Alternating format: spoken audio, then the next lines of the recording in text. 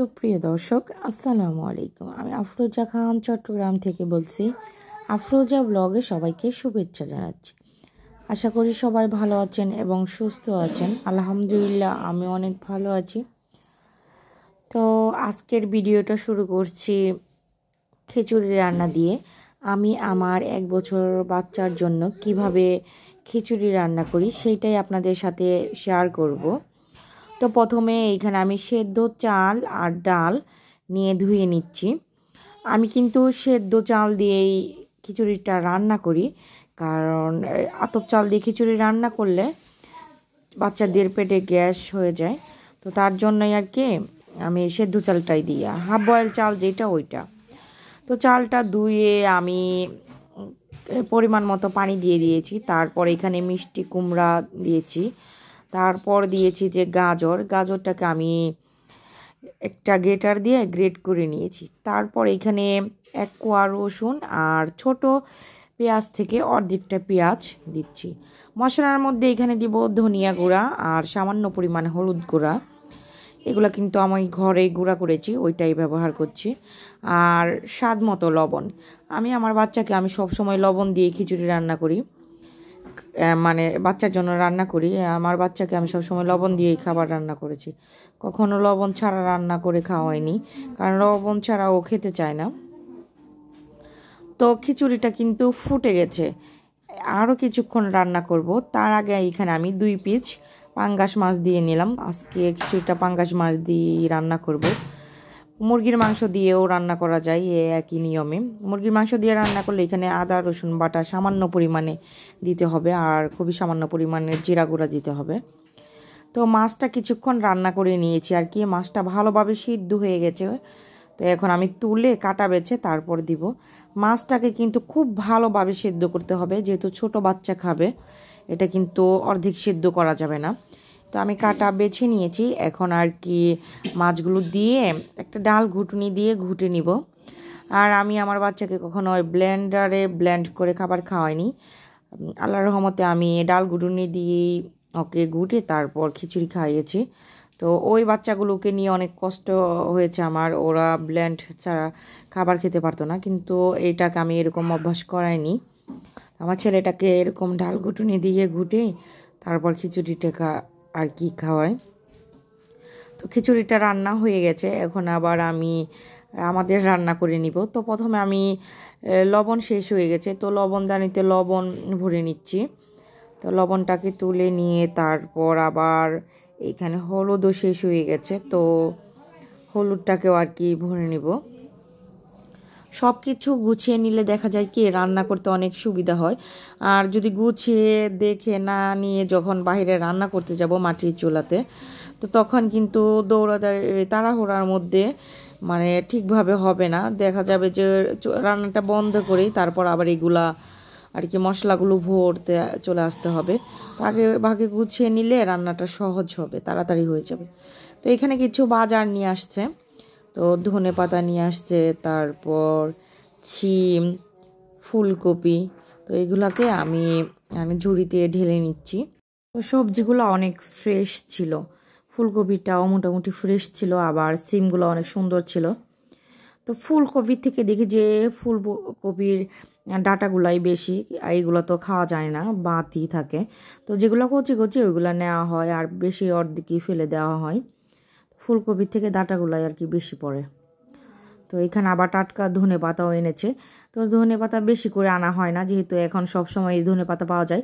এই 5 টাকার বা 10 টাকার এরকম করে আনলে মানে একদিন যা লাগবে তাই ব্যবহার করলে হয়ে যায়। তো এইখানে আবার কিছু লাউ কেটে নিয়েছি। আগে লাউ ছিল ঘরের ভিতরে অর্ধেকটা, আর অর্ধেকটা আগে রান্না করা হয়েছে। তো এই অর্ধেকটা আবার রান্না করব, সাথে অর্ধেক ফুলকপি দিব। তো ফুলকপি আর লাউ একসাথে রান্না করব। দুইটা একসাথে রান্না করলে দেখা যাবে যে 2 বেলা হয়ে যাবে। আর যদি শুধু লাউ রান্না করি তাহলে কিন্তু 2 বেলা হবে না, কারণ লাউটা একটু অল্প। আর আমার ঘরে সবজি অনেক বেশি খাওয়া হয়, কারণ মানে সবজি না, যে কোনো তরকারি, অর্ধেক ভাত অর্ধেক তরকারি, তো একটু বেশি করেই বানাতে হয়। সবাই তরকারিটা বেশি খায়, সবাই মানে আমি আর ওর আব্বু, মেয়েরা তো তেমন খায় না। তো এই তো সবজিগুলো কেটে নিচ্ছি।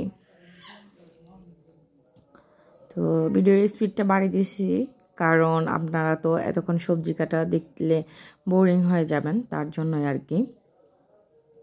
এইখানে কিছু সবজি কেটে নিলে তারপর আর কি মাছ কাটবো। তো আজকে ইলিশ মাছ দিয়েই এই সবজিগুলো রান্না করব। তো 5 কেজি ইলিশ মাছ, 15টা ইলিশ মাছে আর কি 5 কেজি হয়েছে। তো মাছগুলা শেষ, পদ্মার ইলিশ মাছ ছিল, এটা তো আগেও বলেছি যে অনলাইনে অর্ডার দিয়ে আনা হয়েছে। তো মাছগুলো কিন্তু অনেক ফ্রেশ এবং ভালো ছিল। তো এই শেষ পর্যায়ে তো একটা মাছ দিয়ে আমি লাউ রান্না করব, লাউ আর ফুলকপি। আর একটা মাছ দিয়ে আমি ভাজি করব আর কি ওদের জন্য। তো একদম পিসগুলো পাতলা পাতলা করব আর কি। তো ওইটা ভাজি করলে মোচমোচে হবে, কাটা সহ মোচমোচে হয়ে যাবে। তো বাচ্চারাও খেতে পারবে, আবার ওর আব্বুও খেতে পারবে, কারণ পাতলা পাতলা করলেই আর কি ভালো মোচমোচা হয়ে যায়। তো এরকম খেতে পারে। আর কাটা মোটা মোটা করলে দেখা যায় যে ভিতরে একটু ভাজা হয় না, পোড়া পোড়া হয় না, ওরা খেতে পারে না। আর এই মাছটাকে আমি লাউ দিয়ে রান্না করব আমার জন্য। তো আমার থেকে আবার বেশি কড়া করে ভেজে খেতে ভালো লাগে না, কারণ বেশি ভাজলে ইলিশ মাছের গ্রানটা চলে যায়। আর এটা ইলিশ মাছ খাচ্ছি না কি খাচ্ছি এটা বোঝা যায় না। তো পুড়ে ফেললে কি ওইটা মজা লাগে? মজা লাগে না। কিন্তু ওদের থেকে, আমার মেয়ের থেকে, তারপর ওর আব্বু থেকে এই পোড়াগুলোই ভালো লাগে, মানে পোড়া পোড়া করে ফেললে। তো মাছগুলো কেটে ধুয়ে নিচ্ছি। যে মাছের ডিম হয় না ওই ইলিশ মাছগুলোই খেতে ভালো লাগে, আর যেই মাছের ডিম হয় ওই ইলিশ মাছগুলো খেতে ভালো লাগে না। ডিমটা মজা হয় কিন্তু মাছগুলো একদমই ভালো লাগে না খেতে। তো ডিম ছাড়া মাছগুলোই আমার থেকে বেশি ভালো লাগে। তো সুন্দরভাবে পরিষ্কার করে নিব আমি মাছগুলোকে, অনেকবার করে ধুয়ে নিব। আর ইলিশ মাছগুলোকে কিন্তু আমি লবণ দিয়ে ধুই না, কারণ বেশি ধুলে লবণ দিয়ে দেখা যাবে যে ইলিশ মাছের গন্ধটাই চলে যাবে। তো সব কিছু গুছিয়ে নিয়েছি, এখানে আমি রান্না করতে বসে গিয়েছি। তো মাছগুলো আগে ভেজে নিব। আমি তো সব মাছই আর কি ভেজে নিই। আমি যখন আর কি হাঁড়ি কিনতে যাই দোকানে, তখন আর কি বলে যে কড়াই, এটা কোনো কড়াই দেখলে বলে যে হ্যাঁ, ঢাকার কথা বললেই ওরা বলে যে আপনারা তো ভেজে, মানে ভাজা মাছ ছাড়া তরকারি রান্না করেন, আপনারা যে কোনো মাছ ভেজে রান্না করেন। সত্যি আমরা কিন্তু ঢাকার মানুষরা যে কোনো মাছই হোক না কেন সেটা ভেজে তারপর রান্না করি। কাঁচা মাছটা খুবই কম খাওয়া হয় ঢাকাতে, মানে কাঁচা মাছ রান্না করাটা খুবই কম, ভেজে তারপরে রান্না করে। তো মাছগুলো এক পাশে হয়ে গেছে, তো আমি আরেক পাশে ভেজে নিচ্ছি। তো 2টা মাথা দিব, 2টা মাথায় আর কি আমি খাবো। আর 3 পিস মাছ দিয়েছি। তো রান্না করার পর সবজিগুলো সব খাওয়া হয়ে গেছে, মাছগুলোর থেকে গেছিলো, কারণ একা একা খেয়ে তো শেষ করা যায় না অতগুলো মাছ। আর যদি বেশি করে ভাজি করতাম আর কি, শুধু 2টা মাথা দিয়ে রান্না করতাম তাহলে ঠিক ছিল, কিন্তু মাছগুলো থেকে গিয়েছে আর কি, মাছের পিসগুলো। খাওয়ার পরেই কিন্তু আমি ভয়েসটা দিচ্ছি। তো এই তো লাউ আর ফুলকপির তরকারিটা আমি কষিয়ে নিয়েছি আর কি মশলাটা। তো এখন রান্না করে নিব। তো আজকে কিন্তু আমার মনটা অনেক খুশি ছিল, কারণ আজকে আমি রান্না করছি। আর ভাবতেছি আজকে আমার আম্মু ঢাকা থেকে আসতেছে। তো সারা দিন আশায় আছি বসে বসে কখন আমার আম্মু এসে পৌঁছাবে, কখন চলে আসবে। কিন্তু আসতে এতটা লেট হয়েছিল, প্রায় 10:30 বেজে গিয়েছিল, কারণ আমার আম্মু ও যে গাড়িতে আসছে ওইটা নাকি আর কি নষ্ট হয়েছিল গাড়ি রাস্তাতে। যখন উত্তরা আসছে, যে আমাদের গাজীপুর থেকে উত্তরা আসছে, তখন এই গাড়িটা নষ্ট হয়ে গেছিলো। তারপর আবার আরেকটা বাসে করে এসেছে। আমার অনেকটাই খুশি খুশি লাগতেছিল। তো অনেক আগে এসেছে, 5 বছর আগে, আবার এখন আসলো। কিন্তু আমরা কিন্তু মাঝে মাঝেই যাই, আমার আম্মু তেমন আসতে পারে না, যেহেতু বাড়ি ঘর রেখে একা একা মানুষ। তো এর জন্যই আর কি। তো এই যে সবগুলো রান্নাই হয়ে গেছে। তো রান্না হতে হতে এইখানে দেখি ওরা আবার 3টা মুরগি এনে ফেলে রাখছে, এটাকেও কাটতে হবে। তো আজকে অনেক ঝামেলা আর কি, ঝামেলা, কারণ একটু ভাত দিব আমি একটা জায়গায়। চট্টগ্রামে ছেলে মেয়ে হলে কিন্তু ভাত দেয়, মানে যার থেকে নতুন বাচ্চা হয়, ছেলে হয়, ওইখানে ভাত দেয়। তো ওই ভাত দেওয়ার জন্যই আর কি এগুলো আনা।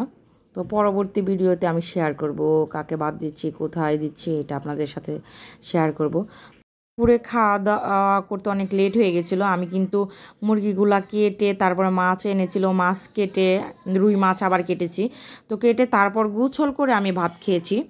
তো তো ভাত খাওয়ার পর আর ভিডিও করা হয়নি, এত কাজগুলো করেছি ভিডিও করা হয়নি, কারণ তাড়াহুড়া লেগে গিয়েছিল কাজ করতে গিয়ে। কারণ এতগুলা কাজ কিভাবে করব, ভিডিও করব না কাজ করব, তার জন্যই আর কি ভিডিও করা হয়নি। তো দুপুরে খাওয়া দাওয়া করার পর অনেকক্ষণ রেস্ট নিয়েছি। তো এখন আবার বিকেলে নাস্তার জন্য নুডলস রান্না করে নিচ্ছি বাচ্চাদের জন্য। আজকে শরীরে অনেক পরিশ্রম গেছে শরীরের উপর দিয়ে। তো রান্না একে তো নিজের রান্না করলাম, তারপর আবার মুরগি আনলো, এগুলো কাটলাম, তারপর রুই মাছ নিয়েছিল ওইগুলো কেটেছি। তার জন্য অনেকটাই আর কি লেট হয়ে গেছে, আর অনেকটাই ক্লান্ত লাগতেছিল। তো এই তো সন্ধ্যাবেলা আর কি ঘুম থেকে উঠে বাচ্চাদের জন্য নুডলস বানাচ্ছি। আমিও খাবো, ওর আব্বু খাবে। আজকে দোকান থেকে কিনে আনা হয়নি নাস্তা, কারণ ওর আব্বু বাসায় নেই। তো তার জন্যই আর কি ঘরে নাস্তাটা বানাচ্ছি। তো সাদাসিধাভাবে আর কি ডিম দিয়ে নুডলসটা রান্না করব। এতক্ষণ পর্যন্ত যারা যারা আমার ভিডিওটি দেখেছেন, প্লিজ আমার ভিডিওতে একটা লাইক দিয়ে দিবেন, আর আমার চ্যানেলটাকে সাবস্ক্রাইব করে দিয়ে আমার পাশেই থাকবেন। আর আজকের ভিডিওটা লম্বা করব না, সবাই ভালো থাকবেন, সুস্থ থাকবেন, দেখা হবে পরবর্তী ভিডিওতে। আল্লাহ হাফেজ।